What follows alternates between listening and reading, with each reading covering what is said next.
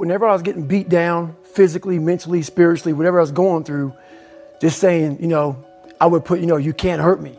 Can't hurt me just became a message, I would say to myself. And that's just kind of where it comes from. What I find so interesting is your concept of the governor, that basically, I have the chills, that an expert is somebody who's going to tell you what your limits are, rather than the person that's out there practicing getting you beyond the limits. So what is the governor and how do we strip it out of our lives? I believe that most human beings are only living at about 40% of their capability. So the mind has a governor, like a car. If you're driving a car and the car has a governor on it, the car may say 130 miles an hour, but the governor is set for 91. Once that governor sets in, you get to 91, that car starts doing this. The car wants to go. The car wants to go, but that fucking factory said, we're not going past 91. We have a factory, a nice governor in our brain, and it's a survival mechanism. It protects us from pain and suffering. The second we feel that shit, our mind says, oh no, this isn't fun. We should back off. We should sit down, find something more comfortable. And there's something about the mind. The mind has the tactical advantage over you at all times.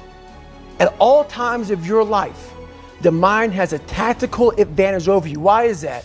It knows what you're afraid of. It knows your insecurities. It knows your deep, dark lies. And it starts to push you away from that shit. It pushes you in a direction that is comfortable. The mind controls everything.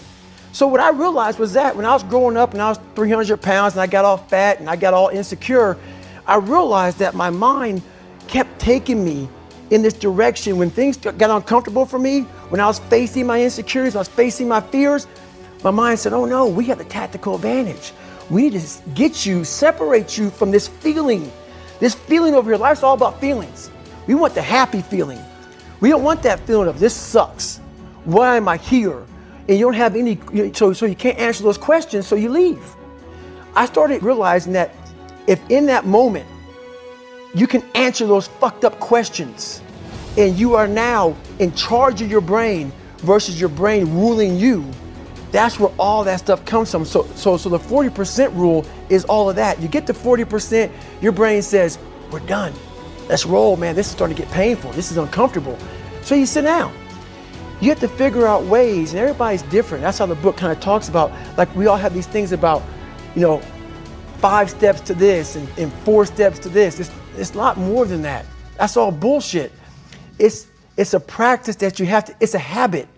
So if you know that at 40%, I'm feeling pain. At 40%, I'm feeling pain. That's where the 40% rule kicks in.